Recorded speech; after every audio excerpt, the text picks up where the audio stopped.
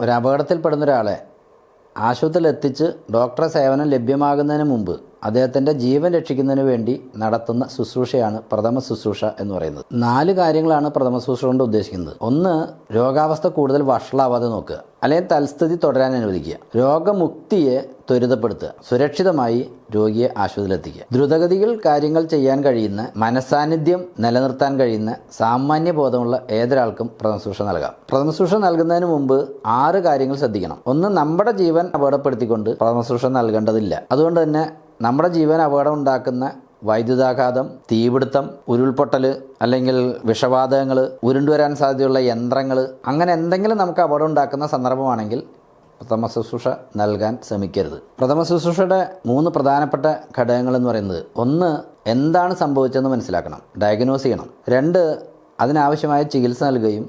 3, ആശുപത്രിയിൽ എത്തിക്കുകയും ചെയ്യുക. എന്താണ് സംഭവിച്ചതെന്ന് അറിയാൻ 3 കാര്യങ്ങളാണുള്ളത്. 1, സാഹചര്യ തെളിവ്. 2, നമ്മൾ ഒബ്സർവ് ചെയ്യുന്നതാണ്, അവിടെ കാണുന്ന ലക്ഷണങ്ങൾ വെച്ചുകൊണ്ട്. 3, രോഗിക്ക് ഓർമ്മയുണ്ടെങ്കിൽ അദ്ദേഹം പറയും സിംറ്റംസ്. ഒരാൾ അബോധാവസ്ഥയിൽ കിടക്കുന്നത് കണ്ടാൽ ഉടനെ അദ്ദേഹത്തെ കുലുക്കി വിളിച്ചു നോക്കണം, ബോധമുണ്ടോയെന്നറിയാൻ. ഇല്ലെങ്കിൽ ഉറക്കെ ആളുകളെ വിളിച്ചുകൂട്ടി പ്രഥമ ശുശ്രൂഷ നൽകേണ്ടതുണ്ട്. പ്രഥമ ശുശ്രൂഷയുടെ മുൻഗണന രോഗിയുടെ ഹൃദയം പ്രവർത്തിക്കുന്നുണ്ടോ എന്ന് നോക്കുക, പൾസ് ഉണ്ടോ നോക്കലാണ് ആദ്യത്തേത്. 2ാമത് ശ്വസിക്കുന്നുണ്ടോ നോക്കണം. അതിനുശേഷം അദ്ദേഹത്തിന് കയ്യോ കാലോ ഒടിഞ്ഞിട്ടുണ്ടോ എന്നുള്ളത് പരിശോധിക്കുക. ചെറിയ മുറിവുകൾ എന്തെങ്കിലും ഉണ്ടോ എന്ന് നോക്കുക. അവസാനമാണ് രോഗിയെ ആശുപത്രിയിൽ എത്തിക്കേണ്ടത്. പക്ഷേ നമ്മുടെ നാട്ടിൽ അവസാനം പറഞ്ഞ കാര്യമാണ് ആദ്യം നടക്കുക. ഹൃദയം പ്രവർത്തിക്കുന്നുണ്ടോ എന്ന് എങ്ങനെ നോക്കുന്നുള്ളതാണ്. അതിൽ സർക്കുലേഷൻ ഉണ്ടോ എന്ന് നോക്കുക, പൾസ് ചെക്ക് ചെയ്യുക എന്നുള്ളതാണ് ഏറ്റവും പ്രധാനം. അത് കഴുത്തിൻ്റെ സൈഡിലായി കാണുന്ന ഞരമ്പിൽ തൊട്ട് നോക്കുക എന്നുള്ളതാണ്. ശ്വസിക്കുന്നുണ്ടോ എന്നറിയാൻ നെഞ്ച് അല്ലെങ്കിൽ വയറ് ഉയർന്നു താഴുന്നുണ്ടോ എന്ന് പരിശോധിക്കാം. അല്ലെങ്കിൽ മൂക്കിൻ്റെ അവിടെ ചെവി വെച്ച് നോക്കാം. ഏറ്റവും പ്രധാനം വയറിൽ കൈ വെച്ച് നോക്കുക എന്നുള്ളതാണ്. Look, listen and feel. തൊട്ട് നോക്കിയാൽ നമ്മുടെ കൈ നമ്മളെ ചതിക്കില്ല.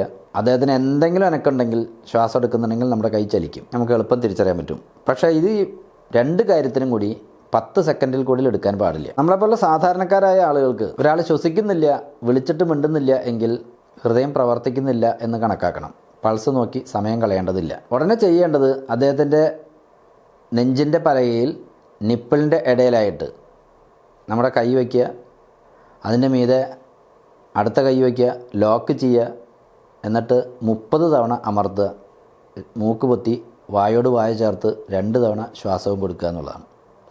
ഇതാണ് പ്രധാനമായും CPR എന്നുള്ളതുകൊണ്ട് ഉദ്ദേശിക്കുന്നത്. വീണ്ടും 30 തവണ അമർത്തുക. അങ്ങനെ 1 മിനിറ്റിൽ 120 തവണ അമർത്തുകയും 8 മുതൽ 10 തവണ വരെ ശ്വാസം കൊടുക്കുകയും ചെയ്യുക എന്നതാണ് CPRൻ്റെ ലക്ഷ്യം. ഇനി ഇതെപ്പോൾ നിർത്താമെന്ന് ചോദിച്ചാൽ, ഡോക്ടറെ സേവനം ലഭ്യമാകുക, ആശുപത്രിയിലെത്തിയ നമുക്ക് നിർത്താം. അല്ലെങ്കിൽ രോഗി സ്വമേധയാ ശ്വസിക്കാൻ തുടങ്ങുകയും ഹൃദയം പ്രവർത്തിക്കാൻ തുടങ്ങുകയും ചെയ്താൽ നിർത്താം.